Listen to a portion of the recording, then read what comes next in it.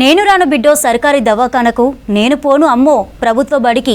ఈ మాటలు పాటలు ప్రభుత్వ హాస్పిటల్స్, స్కూళ్ల పరిస్థితిని కళ్లకు కడతాయి. అలాంటి దవాఖానలను సర్కారీ బడుల రూపురేఖలు మారుస్తుంది రాష్ట్ర ప్రభుత్వం. హాస్పిటల్స్లో ఓపీ, ఐపీ విధానంలోనూ మార్పులు తెస్తోంది. జీరో బిల్లులు అమలు చేసేలా ప్లాన్ చేస్తోంది సర్కార్. ఇప్పటికే ప్రభుత్వ స్కూళ్లలో కీలక మార్పులు చేస్తోంది ప్రభుత్వం.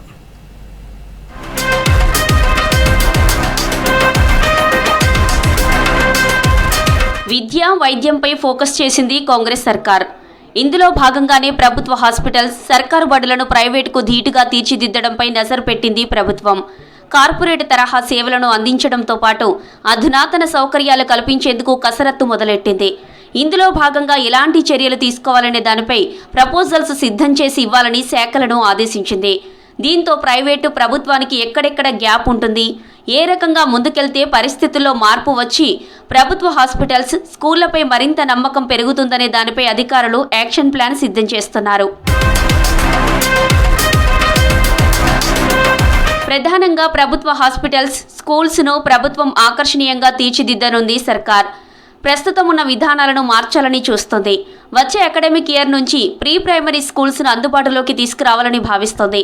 ప్రైవేట్ స్కూల్స్ తరహాలోనే సర్కారీ బడుల్లోనూ డిజిటల్ బోర్డ్స్, కంప్యూటర్ ల్యాబ్స్, లైబ్రరీలు, clean toilets, cultural activities, parents meet వంటివి ఏర్పాటు చేసేలా ప్రతిపాదనలు సిద్ధమవుతున్నాయి.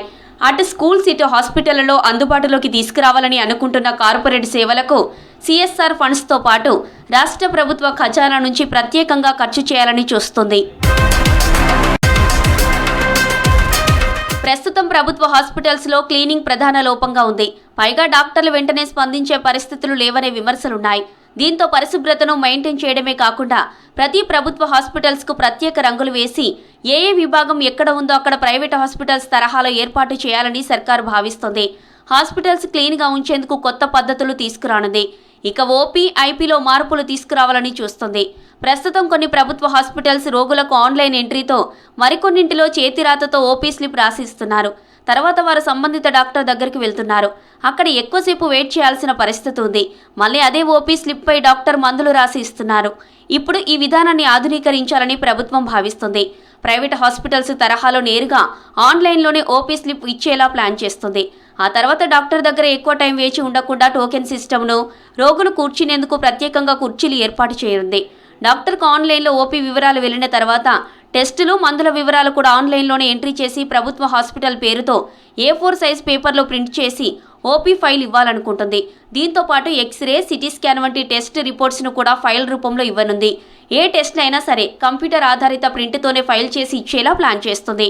ఇందులో చాలా వరకు ఫ్రీగా చేస్తున్నప్పటికీ ఏ సర్వీస్కి ఎంత అవుతుందనే రేట్లు కూడా ప్రింట్ చేసి చివరకు జీరో బిల్లు ఇవ్వడం, ఏదైనా అమౌంట్ కట్టాల్సిందే ఉంటే దానిని ఇవ్వాలని చూస్తుంది.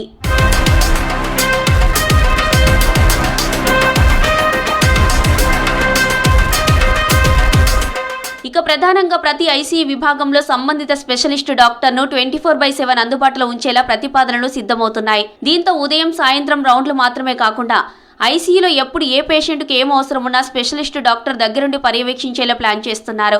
రోగులకు సౌకర్యవంతమైన రూమ్స్, పేషెంట్ అటెండెన్స్కు ప్రత్యేక హాల్స్ అందుబాటులో ఉంచాలని సర్కారు భావిస్తోంది.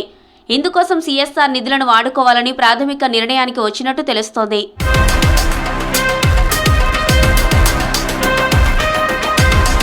ప్రస్తుత జనరేషన్లో parents nursery, LKG, UKG, play schools అంటూ అడ్వర్టైజ్ చేసుకుంటున్న ప్రైవేట్ స్కూల్స్ వైపు మొగ్గు చూపుతున్నారు. దీంతో విద్యార్థులు వారి తల్లిదండ్రులను ఆకట్టుకునేలా ప్రభుత్వ స్కూల్లోనే ప్రీ ప్రైమరీ విధానం తీసుకురావాలని సర్కారు భావిస్తోంది. 3 ఏళ్ల తర్వాత పిల్లలను నేరుగా ప్రభుత్వ ప్రీ ప్రైమరీ అంటే నర్సరీలో జాయిన్ చేసుకునే విధానం ఉంటే ముందు నుంచి 10వ తరగతి వరకు విద్యార్థులు కంటిన్యూ అయ్యే అవకాశం ఉంటుందని అనుకుంటుంది. అయితే ప్రైవేటు మాదిరిగా వినూత్నంగా వీటిని తీర్చిదిద్దాలని ప్లాన్ చేస్తుంది. ప్రభుత్వ స్కూళ్లలో చాలా చోట్ల class rooms, toilets, chairs, tables పాతపడిపోయాయి. డిజిటల్ బోర్డులు, కంప్యూటర్లు లేకపోవడంతో విద్య ఆధునికంగా ఉండడం లేదు.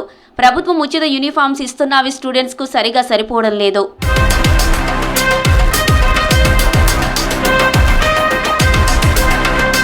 ప్రైవేట్ స్కూల్స్ తరహాలో ప్రభుత్వ పాఠశాలల్లోనూ డిజిటల్ బోర్డులు, కంప్యూటర్ ల్యాబ్లు, లైబ్రరీలు, ప్లే గ్రౌండ్స్, క్లీన్ టాయిలెట్స్ ఉండేలా చూడాలని ప్రభుత్వం భావిస్తుంది.